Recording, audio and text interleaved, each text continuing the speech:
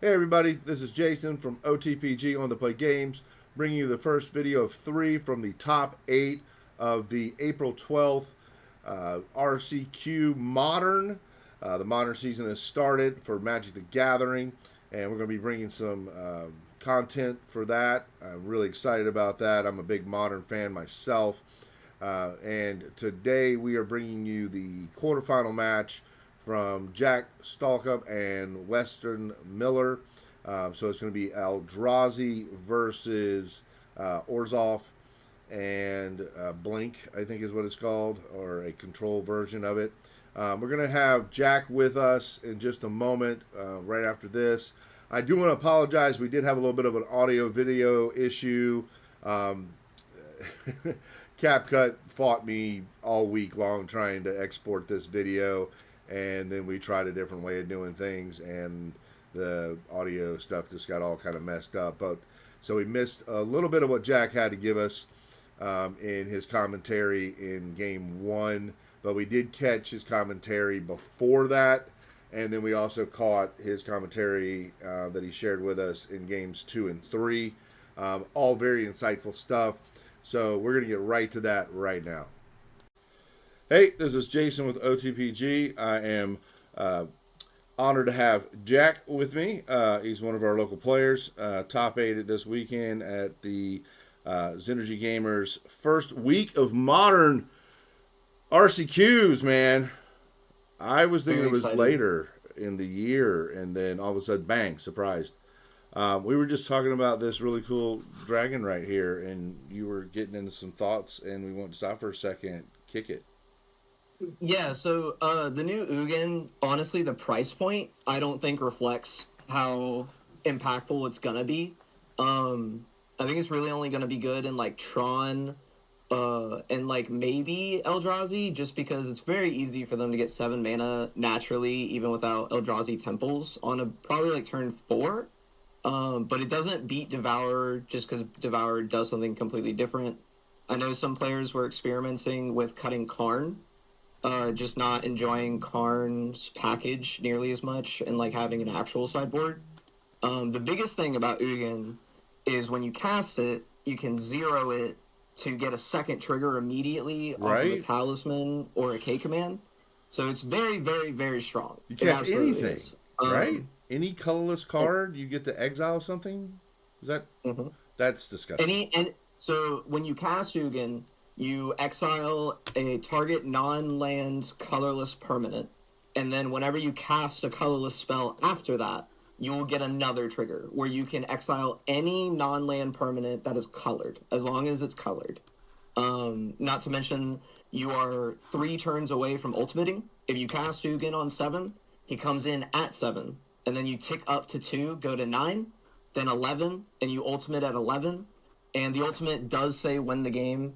You search your library for all colorless cards, and you can cast any number of them for free. So you win on the spot when that happens. You can just cast another Ugin, cast a million spells, delete the whole board, and the game's over. So, but yeah, Ugin is very powerful. Definitely pushing what's capable on a card for 7 mana. But at the end of the day, it is 7 mana. You got to work for it. I do think the card is a little overhyped right now, but only time will tell. I only know so much, so. That whole having to work for it part, though, right now, when I was watching this match we're getting ready to watch, I mean, game 1 was, as I kind of just started putting the card art up and everything, watching you kind of dismantle what was going on the Eldrazi side, and what your deck could do was really interesting to see how it all played out. But it was a lot of moving parts to put together.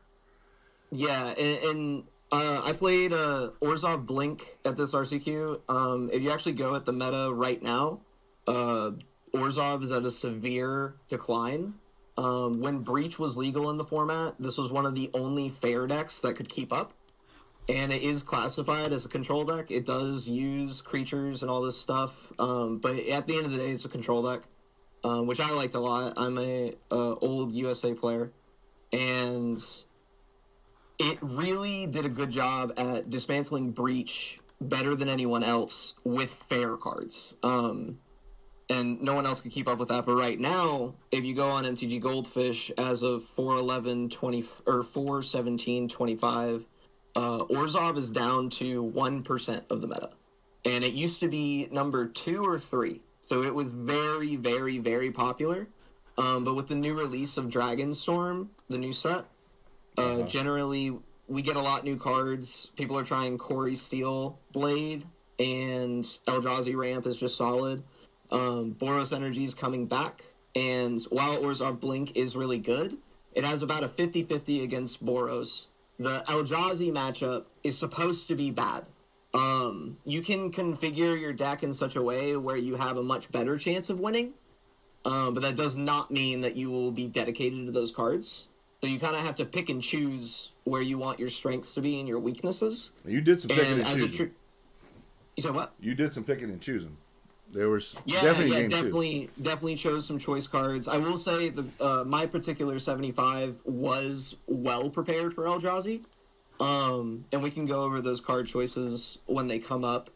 And but regardless, your Eldrazi matchup is like rough to medium, and then Dimir Murktide, phenomenal. Their best threats are Frog and Murktide. You play Solitude.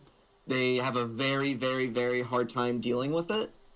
Just a turn 2 Bailmerk on the play is very hard for them to interact with as the game progresses. I will say Kaito can be very difficult for Orzhov to deal with as well. They need creatures on the board to deal with Kaito. Start. Yeah. And so, yeah, Affinity could be good. How many Wraths do you have? It should be fine. Belcher, it's kind of the same with Eldrazi, where if you have White Orchids, it's good. Domains 50-50. Ruby Storm sucks. So the TLDR for like the top 7 decks that I see as of MTG Goldfish on 4/17, it's not good matchups. So Orzhov is definitely on the decline right now, but I like the deck a lot. I think it's a very fun deck to play. I enjoy it tenfold, and there isn't a control deck on here at all. So as far as like my options for good decks that do control the board, this is kind of it. This is all you get. So, but yeah. That's yeah. So yeah, 18% of aggro is Boros. So 20% of the meta is aggro, right there. 11 and 10 between Eldrazi and Dimir, so 20% control. And then you got your combos. And I will say Dimir Frogtide is definitely not a control deck. It is a tempo deck. Tempo, okay. Because you're using a Frog to gain that advantage and Murktide, and these threats aren't very flexible, right? Like if I have a Solitude, it's going to answer your thing. You need to counterspell me. You need to do something else to keep your threats on the board and attacking. Whereas a true control deck doesn't need to attack. It doesn't care. And I can. Now you can clip to your tripod, mount it to your box, and you can bring the box so you can have a whole barrier around. Are they correct? I'll give myself. Take check. Do it. I guess now's the time. No, don't worry. I'll do it again too. Yeah, don't worry. It's fine. Yeah, I like that idea.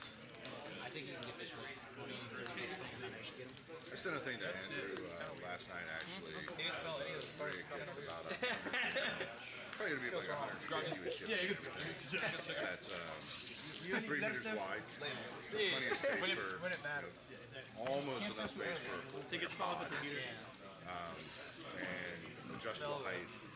And you can rig up like, for like, 3 meters is a lot of space. Well, that's 3 meters. Yeah, that's a lot of space. That is more than. You supposed to be at 5, 4? Well, depending on. What's the chance you do Is that? it 3 meters now?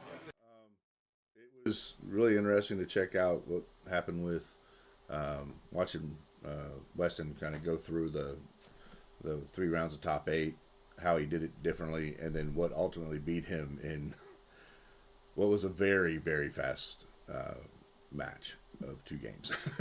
So I know the Infect player. I don't know him very well, but I do know other people very well who do know him. And he's a very old time SCG grinder. So he definitely was expected to do well. He's very good at handling his cards, as I'm sure we'll see coming up. yeah, And when you play a deck like Infect, you get rewarded for just playing tight and just choosing your lines well. And oftentimes your opponent just doesn't have the interaction. I know, again, Eldrazi versus Infect, that's a tough matchup. All you have is K commands and Kozilek's Return. And his whole deck is built to stop. So if you only have, 5 to 7 copies of removal spells in your deck, the game's almost already over before it began, and he's not getting a lot of help in the sideboard. It's going to be Dismember, about it, so Infect is a very, very good matchup. Infect is good into Eldrazi, very good, especially right now. it's underneath it so fast, and you count to 10. Yep. So. It's very small numbers, not 20. You have that. It's got a turn 1. You're dead, right? Am I wrong in saying It can't that? quite do turn 1, just because you'll always need to untap to make your creature be able to attack. Okay, There's so it's not a turn one creature 2. in Infect. Yeah, so they can do a turn 2 kill. Okay. Turn 1 Glistener Elf. Turn 2 scale up into Might of Old Corrosa or any other +4. That's 10 Infect coming at you. Yeah. That will be blockable though, but that's not going to be relevant unless you have a Scion off Rumble. Oh man! All right. Well, we're gonna check out the games. Kind of got them lined up here. I think we got a nice little spacing there, and get things rolling.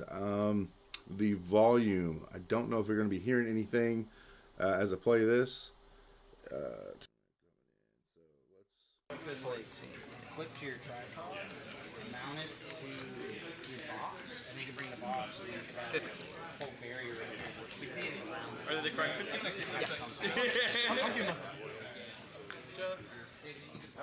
Take. Do it. I guess now's the time. No, don't worry. I'll do it again too. Yeah, don't worry. It's fine. Yeah, I like that idea. I think you can get this right. I sent a thing to Andrew last night, actually. He didn't smell any of those parts. It's about probably gonna be like 150 issue. That's 3 meters wide. Plenty of space for When it matters. almost enough space for Take it small if it's a heater. and adjustable height. And you can rig up for 3 meters is a lot of space. Well, that's But 3 meters. yeah, that's a lot of space. That is more. You probably get 5, 4. Well, depending on. What's the chance that you Is it got 3 meters? land tight? It's just 3 meter wide. That's more than Whole, yeah. And with that, you have a rigging across the top, so you could actually do a panorama with 2 cameras, like merge them together, and then you could have on the sides multiple cameras set up, full face cameras. Yeah. Because he's been asking me to send him some information, so it's like I want to get the best deal. And I was looking at other ones like in the $300 range. I was like, that's just too much.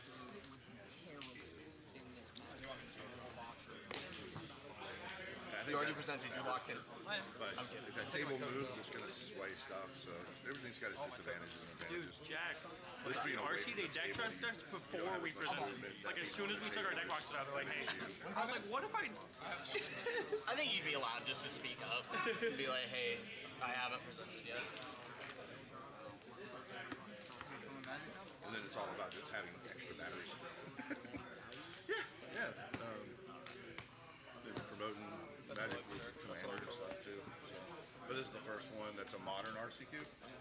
Which if I had known that earlier, I'd have been playing myself. But I just finished putting together all but 2 cards that I got on the other 2 cards I got reserved at another shop I want to pick up. So unfortunately, didn't have them here. So next weekend they're doing another one. I'm going to do that. I've been waiting for modern season, but I thought it was at the end of the year. So it caught me by surprise. At the Somerville. Yeah. It's it's like a toss up between like, do I go Vader, old Vader, to try to just like do the Vader thing for the promo, or last night I was trying a Poe Dameron deck. I was kind of screaming that last night. Poe is good, but as soon as you find the Sentinel deck or like a Heal deck, it's like, especially yellow, it shuts it down. I'm gonna float the blue. Anakin Or Blue, there's float a the green, 1K float the green. right now. Anakin Colossus is doing really well. It's a beat. Yeah, they just shit out. That's crazy. Red shell tap for They 2. didn't have a hand by turn 5 after the deploy turn, and then they just smuggled Cassian's out there. Come on, quick horse. And they beat Anakin Colossus at 35 points base. Score Anakin Colossus. That's nuts. You get your own aggressions, you get your own Mr. Bones. I was playing. I'm gonna get. I'll go to some. No, I think it was. Sorry, it was Poe Green. And I was getting underneath at least a couple of rosters every time I played against them. Yeah, Poe's, I was looking at the Quinlan decks, they run like 1, maybe 2 space units, which is weird. They run the Falcon and maybe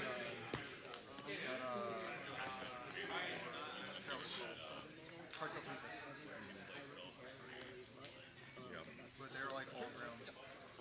I was definitely taking it. I put like 2 ejects in the deck, and that was working out really well.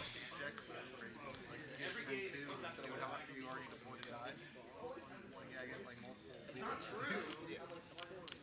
Oh yeah, there were games where I would just like perfectly on turn 5 just ram whatever ship I had him onto into their range. Put 4 points of damage in the base when I deployed them. They're like twice. Yeah, he's so good putting it on stupid oh, that's in yellow. There's a vanilla 1 cost 1/3 ship. You just throw them on and now it's a 3/4 space. It's a Falcon. That's the one that does like the 2 points of damage. They get to the side where it There's goes. no text on it, it's just a vanilla yellow. Oh, I know what you're talking about. Straight yellow. Yeah, straight yellow. Yeah. Cost 1/3. Then he's a 3/4. Yeah, you put Poe on the same turn. And it kind of, it's 1 attack less than the target will turn code, but now you don't have to worry about them drawing your card for 20. Yeah, I did see that one. It's pretty sweet. And when you do it with the yellow, you get to play your Han solos and all that stuff. Which I do miss with the green Flip the version. red. I like the green Yeah, the red version and the because of blue. Anakin and Chewbacca and there's all that kind of stuff. And then when I go with the green side, I'm going with like heavy Falcons. It's just like I'm just gonna flip the red. straight I apologize. all the 3 O's. 3-drop million Falcons. There's a cool thing you can do in Oh, I'm also doing Minus 1 kick. the Halo ship. I was gonna say, I hate that ship, it's good in both colors. So it's just like straight up turn 1. If I have that card, I'm like, William Falcon, turn 1. Yeah. Yep. Then I'm like, immediately Poe on turn 2, and then hopefully I can put R2D2 in there as well. So it's swing in for like 7 or something crazy. I do the hate that ship with the home one, the new home one. Oh yeah, the home one's crazy. Yeah, because I just killed my thing. I'm like, oh, no, the ambush. Oh, okay. They have 3 space units that cost 3 less, but they hate that ship makes it cost 3 less. So 4 resources, you play 7 ambushes. I like the one also that costs 6. It's like either 4/6 or 4/7, but it does like damage to a unit with a target in your hand. Oh, It's like red, white. yeah, Rebellious Hammerhead. Just a hammerhead. Something. Yeah, you know, Lassa. Yeah, that one seems to be really. It's a great way of like controlling the ground. If you get another good 5 cross, it's Tactical Bomber. It's a resistance card. It's a 3/6, but on attack it deals its attack damage as indirect damage also. So you put Poe on it, so it deals 5 damage straight up, and then it deals 5 indirect damage also. And how much? It's 5 cost 3/6. The marks. It's pretty dumb. What's your opponent? I got some packs for One Piece. I had a Grand Line do a One Piece tournament at 7. Then I'll probably run some games with Chris and some Star Wars. What time are you going to start doing that? Probably after One Piece, like maybe. It's pretty late. Might go over and check it out, see what you guys are running. Yeah, I built a Bring Quinlan. any cards or anything. I got 6 decks now. So. Where's I built a Quinlan deck just so I could either give it to somebody like Justice Against me. It's the one that got like 5th place last time. I might run all the way back home and pick up my Vader deck and run all the way back with it. Do it. He's trying to build the new Vader or the new Yoda Green and he's leaving. Dude, I've practiced beating me so many times playing Control. To the point where I'm like tempted to put some Bazine on top of my deck. Trying to grab it. Yeah, he's got that. Like, shit, you want to force those in Vader, right? Not enough forces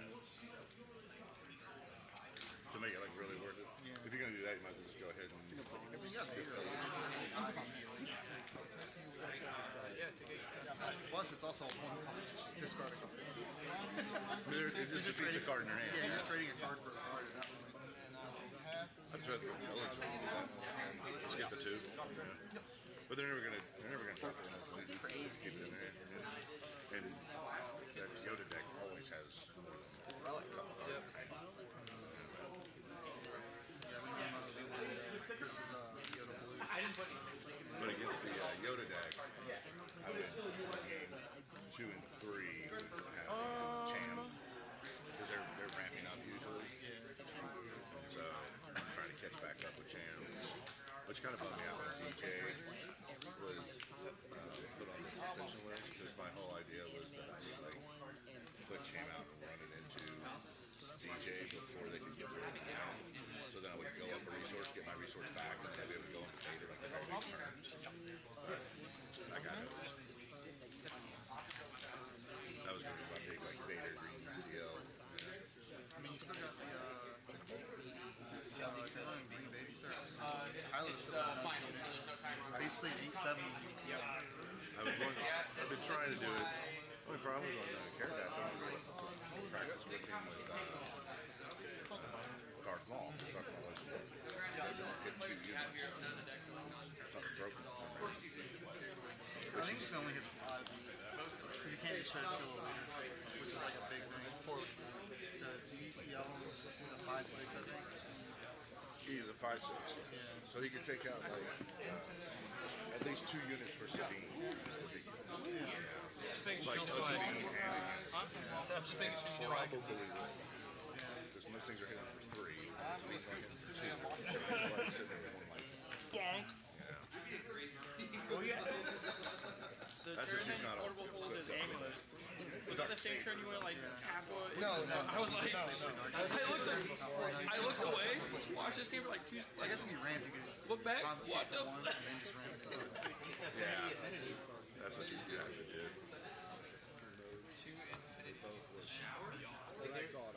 Granted, it was in Legacy. But I've been playing the straight. I won a game against Nick Fit by making like, I was gonna make it a 14-14 in one turn.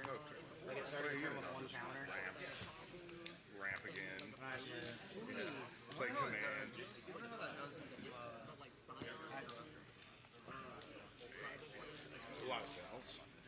Slow you down as much as possible. Really does have a There it is. And a lot of restore. I was playing, like I said, Chris last night, and every time he played it, I was like, alright, Trail's position, and he slammed it into Chewie, he could not answer Chewie.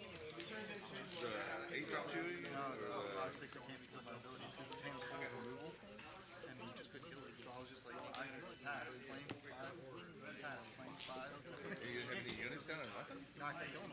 Oh, okay. Because I put Trail's position as leader, slam Chewie into it, kill him. Good. And then heal it back with Obi. Chewbacca is a great card. I think I played that Chewbacca more as a unit than a pilot. He's so good. He can't, His stats are really nice. He can be confiscated, but if he's not a pilot, you can't do anything about it. You have to just swing it. Me and Western joked about this sometimes, where one of the few ways you can play around that is by not casting your service and not casting your rumbles. And you just hurt them. Pressing the big right. And you show them green service. Are you going to head out and go home shower? No. Alright, man. I'm gonna catch up with you guys a bit later. Oh, okay. Yeah, I had seen them. Tammy was looking at it. She wanted, they have the dinosaur one, not a stitched edge. Someone else might buy it. But there was a dinosaur one that had like a... Just I would not play a game and hope that they got the one of food side of the card.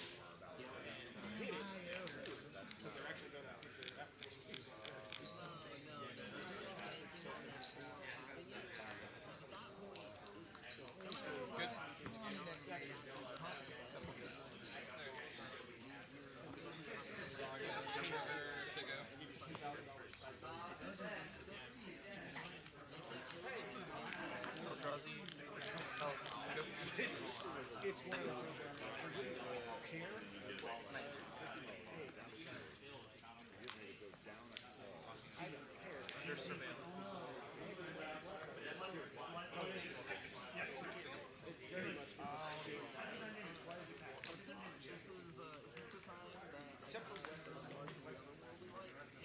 I'm not. This is my first tournament. Even though Magic player. I'm gonna get a basic white. He's first.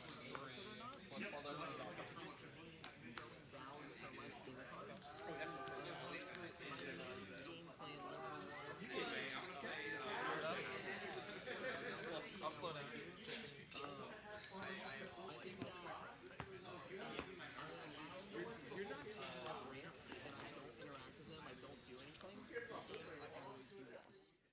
If I can just stem the bleeding a little bit and follow up with good threats, I feel great. And March of the Otherworldly Light should only be used really for Torpor Orb or early ramp. Those are the only two times. The other time I've used March of the Otherworldly Light was hitting a Scion for lethal. That's also come up, but it's very rare. So I really just want to hit mana sources and Torpor Orb to make sure my deck like functions. Yeah. But he didn't go turn 2 Torpor Orb, and I believe I'm using this mana this turn for an end of turn Corgi. And with that being said, if I don't turn 1 march him, then I'm not gonna march him until turn 3 plus. And as you can see, he's already got a Myco Spawn in play. Yep. And that's 1, 2, 3, 4, 5 mana. And the so he's still Labyrinth. short 1 for the kicker Yep. as of right now. But also at any point, a different land drop that can completely change things. So it's a bit of just a gamble in keeping him down in mana. And if there's a chance I can keep him down, I'm gonna keep him down. He may have been leaning on that talisman. Yeah, if you didn't hit that talisman next turn, he's there. Yeah.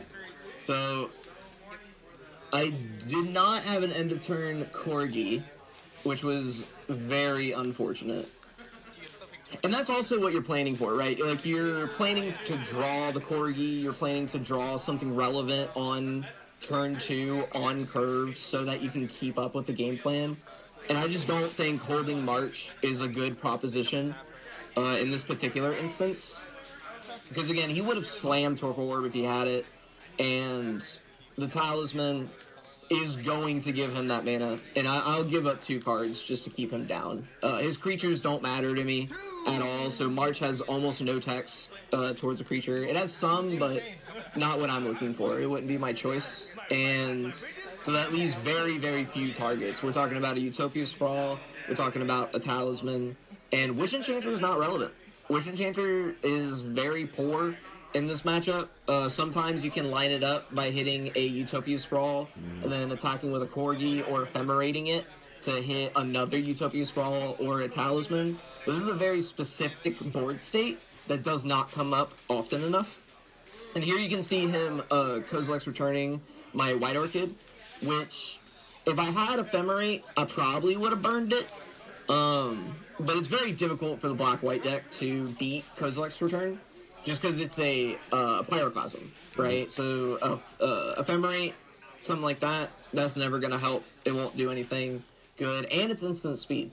So he could have slow rolled that if he wanted to. I actually would have. There's no real downside other than getting Aven interrupted. If I went lands, Ephemerate White Orchid, and then he casts that, and I go Aven Interrupter, he could still untap and just cast it for 2. So I think he's supposed to hold that until either until beginning of combat, or letting me attack first and then nuking it just to cut him down on life. But he's really up.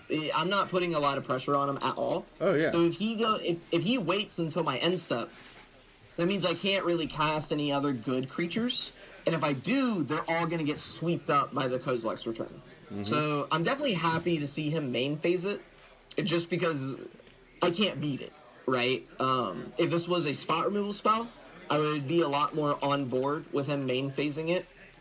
because if I do have ephemerate, then he just gets blown out.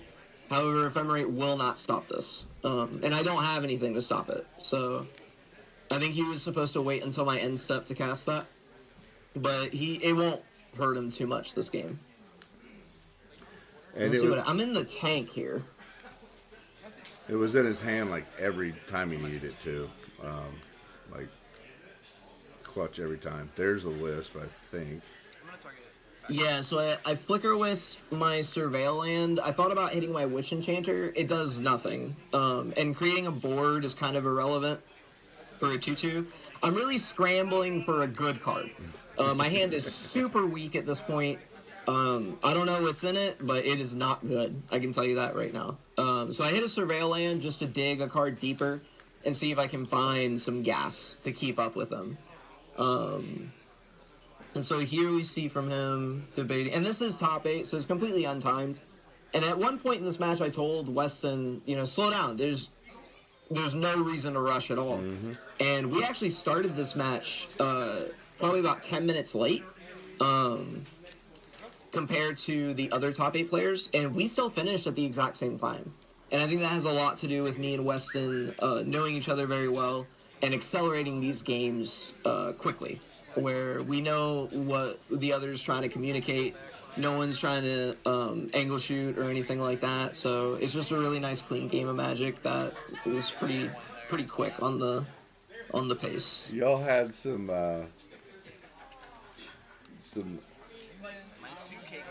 order of operations, I guess you would call it. There's a term for it. I'm at a loss at.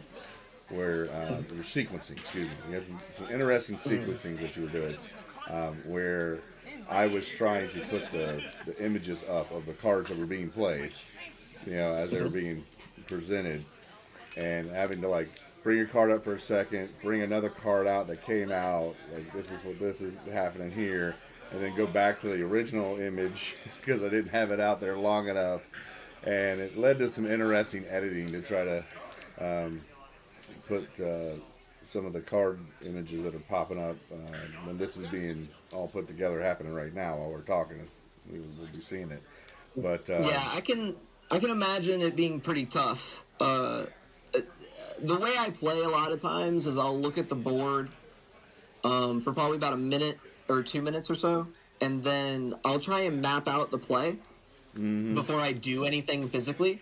And then once I've decided that the play is correct, I do all of the game actions very fast. Mm-hmm. And Weston, like I said, he knows me very well. So he knows everything's on the up and up and everything's good. But what that also means is things happen very quickly once the cards start moving and decisions get made. But then you also get a lot of dead time. You fetched, and then before going for your land, you just a moment ago went ahead and took out the talisman. So like in I response, threw March of the Otherworldly Light and Witch Enchanter on the battlefield and said it's gone. I'm a huge shortcutter. It'll definitely bite you in the ass if you're not really good at it. So I highly recommend that if you are going to shortcut something, make sure you are 100% in your decision and you articulate everything that you are about to do, and you must honor what you say. So if you say something to your opponent and they say okay, and then you would like to change it, that's a no-go. That is a no-go. You cannot look at your opponent and say, is this okay? I'm going to do this. And then they say yes, and then you try to change that decision. That would be not all right. Thankfully, though, I love shortcuts, and we don't do that. Well, even that's not even a shortcut, because you do have a spot there where you can hold priority and do exactly what you were doing. Absolutely. It's when you look at your opponent and you say, is this okay? Action. Right? Like, once I make eye contact with you after articulating it, that point you're trying to fish out knowledge. Yeah, I'm stuck in it. Exactly. And as you can see, so I'm drawing a bunch of air the whole time, and he finds Emrakul, and he can cast Emrakul, and I cannot beat that card. I do not have Solitude in my hand, so that game is a wrap. He mainly did the generic Eldrazi game plan. I had nothing. I had very little disruption. Your deck seemed to dirtle right there, really hard. Like it dirtled very hard. Compared to is the a first girdle game. deck. You said what? Compared to the first game. The first game, like, every yeah. piece was moving, like, you know, I had end of your turn to play into, you know, your, what is it, an avatar or god, the one that exiles. The avatar. Or a horror. It's a horror. A horror. Excuse me.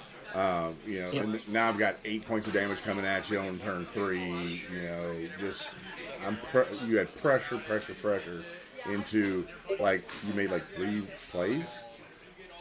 Yeah. So Yeah. in Orzhov Blink, your meat cards are Baelmer, Ketramos, and Solitude. If you do not see those 3 cards, your deck sucks. Double Like time. it's not a good deck. Nothing really works well with each other.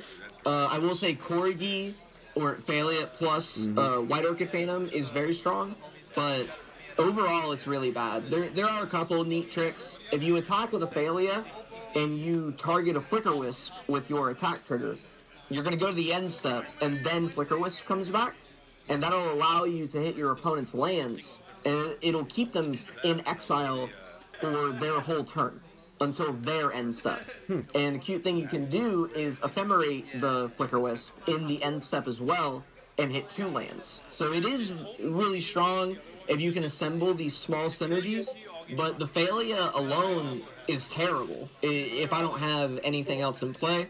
If my opponent has no tokens, she basically has no text. White Orchid Phantom, Right. if they have a good land, it's great, but it's only going to put them down 1 mana. So you really want to back that up with Ephemerate, with Corgi, keep it all the way down.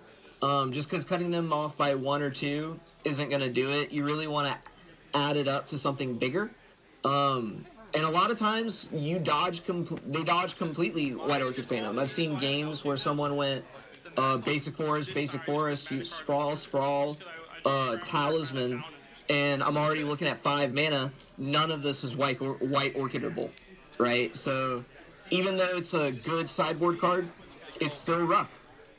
You need to find these synergies within the cards in Blink, and if you don't see it, the deck just doesn't do very well. Avalanche Rider. And so here, I believe I mulliganed to 6 here, if I'm not mistaken. Did you mulligan on this one also? No. I did miss it while it was happening. Either way, he has a Devourer on this one, and I do regret not mulliganing this more. one he had 2 pre-game actions. He Gemstone Caverns and then also Devourer. It was like, okay, how good can you have it on the last game of the match? You know? Exactly. That good. And this is supposed to be my games to win at that point. Game 1 was supposed to be the hard one, and games 2 and 3 were supposed to be way easier. I bring in, 11 to 9 cards, something like that. And he had the nuts the opening, and the loss of cards from Gemstone Caverns is immediately fixed by being on the draw. And I mean, of course, it's just inherent, right? But he also has the Devourer to help smooth it all out. Well, he gets one from the Devourer, right? He gets to put a card. You said what? He gets to fix it from the Devourer right away. Yeah, he gets to fix it from the right Devourer on his upkeep. That's when he'll get to fix it. Yeah. So he gets to find like the perfect card. Now, one thing that is interesting about this though is that Gemstone Caverns no longer taps for colorless mana. And I believe at some point in the game, I try to cut him out of colorless to make him be unable to cast K-Command. That is pretty interesting to see. But yeah, with no turn 1 Thoughtseize, I know this hand doesn't have Shattered Assumptions in it. I believe it was like Ketchermos, White Orchid, and like a Vindicate, and Dream and a Prayer, But I definitely wish I mulligans a little more in this match. But we can see here, I'm hitting the Eldrazi Temple, which will put him down to the forest. And like I said, he has no colorless mana right now. So K-Command it's supposed to be 2 turns out, but 1 Eldrazi Temple, 1 Ugin's Lab immediately fixes the problem entirely in 1 land drop. So even though it looks like he's pretty far away, he could also be very close. The only way to know is to know what's in his hand. I think his next drop is another temple. Yeah. So he's right Yep. back at it. Yep, and so there we go. So, like, even though K Command was far away, it was right there. So, Nutstraw. And I believe I did have... Yep. So what? So again, Nutstraw. Got exactly... Yeah, just the nut. Like, he needed exactly that. I think I also had Ephemerate in hand. So if I was able to untap, I could really hammer his mana base really hard. But he had the perfect combination of cards. And I just can't beat that. And so here I vindicate his Eldrazi Temple just to, again, keep the mana down. I want to keep his mana down. And at some point in this game, I think I should have pivoted to allow him to do whatever he wants and say, I will just answer your things as they come. I believe I have a Solitude in hand, and that will allow me to fight through Emrakul's. It'll allow me to fight through Devourer. Mycospawn, I don't really care about as long as he doesn't kick it. But once you hit, 5 mana, 6 mana, something like that, it starts to get really hard to continue keeping their mana down. Mm-hmm. And as we can see here, he's up to 1, 2, 3, 4, 5 mana. Yeah. And I know there's a dead Ephemerate in my hand, just doing nothing. And there was merit to holding White Orchid, to hold up Ephemerate on the turn that I play him. However, I played Bogart Trawler on one of these turns. And Bogart Trawler will limit me in being able to go White Orchid Ephemerate because that is triple White Pip, which means I can't do it, right?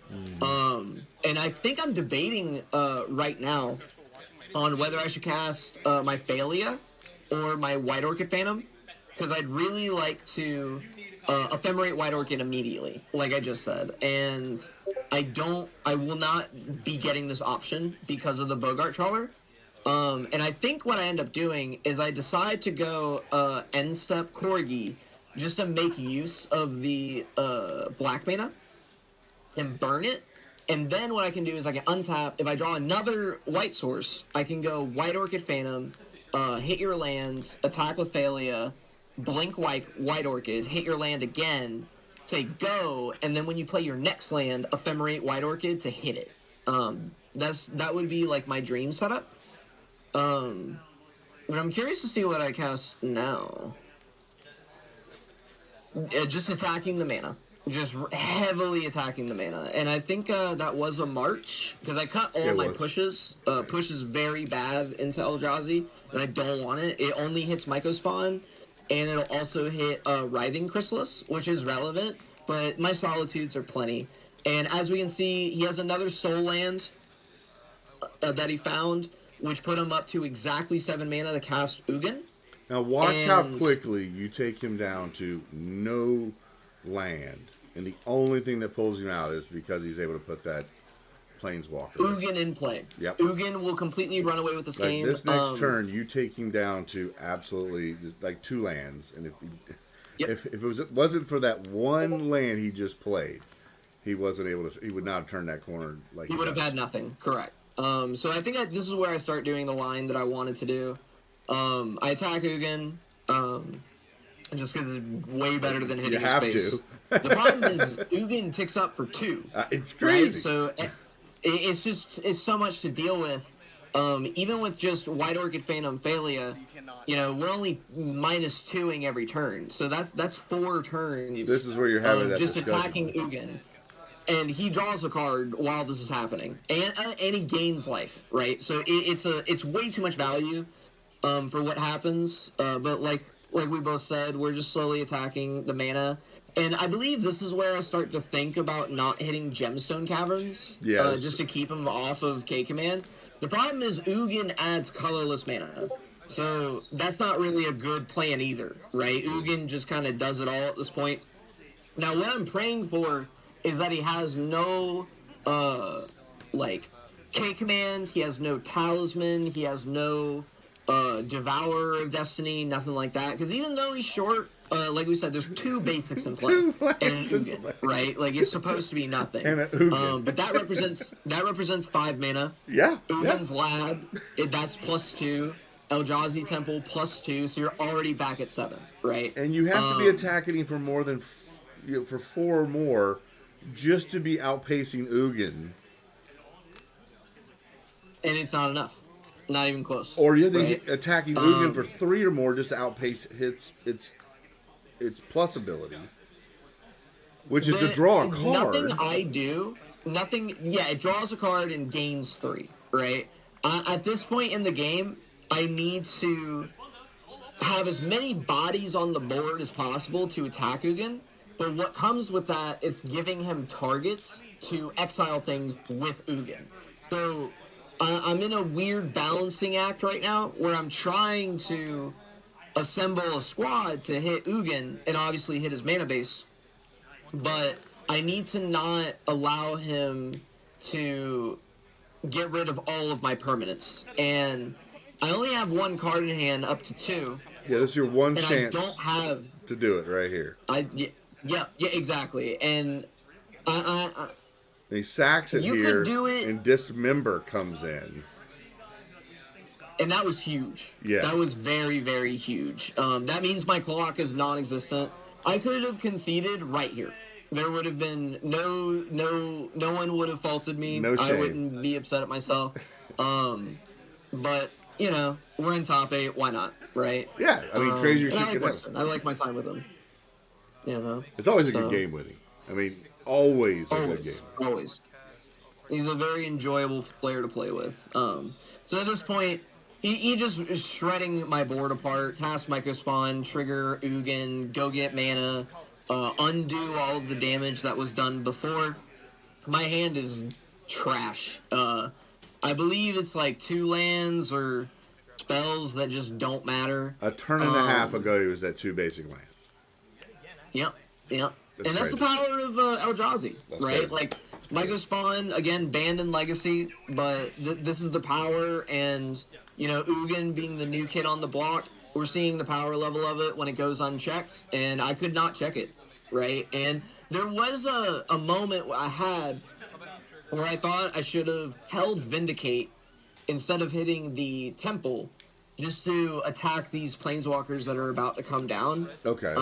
But it still seems like a tough proposition. Like we said, he needed Ugin's Lab into 7-drop to cast Ugin on that turn. And if he didn't have it, game's almost completely over right there, right? Yeah. So I'm kind of 50-50 on it. And if I didn't go Vindicate, I would have gone end of turn Corgi, hold up Ephemerate, do nothing else, and then untap, and I don't know. It's now, just, when he cast that Torpor Orb right really there, hard. when he cast that Torpor Orb right there, did you have Solitude and a white card in your hand? No, I did not. Okay. However, you do bring up a good point of if Torpor Orb is in play, it'll prevent all triggers from happening for creatures, and Evoke is a trigger, right? So if you cast a Solitude, exiling a white card, you won't get the Swords to Plowshares effect of exiling a creature and they gain life, but you will get a Solitude for free as a 3/2 lifelinker, because that Evoke trigger will not go on the stack. With that being said, this game is shot. He has Microspawn in play to block. If there's Ugin's at, 9 or something right now. Yeah, I think he's going to get it up to 11. Yeah. Yep. And once it ultimates at 11, the game is completely over, if it wasn't already, and it has been. And then, of course, he has so this the is garbage return. time. Yep. You said what? He had the return for the 2 damage to finish off your guy. And his guy lives, because, of course, it's a 3/3. Yep. Yeah. And so, here I am, Solitude in play. And I think, so we both actually forgot. Oh, yeah, for a second there. We caught it at some point and, fixed it. We're like, oh, you don't even do the thing. But, like I said, it doesn't matter. This game has been over for multiple turns at this point. But, yeah, it was congratulations to Weston on continuing in top 8 onto the semis and all the way to the final. Yeah, went straight through the finals, and I think he was 3-game best of 3 in every one of the every one of the second match, and then the finals were just 2 up. So Yep. the semifinals Yep. was 3 games we went to.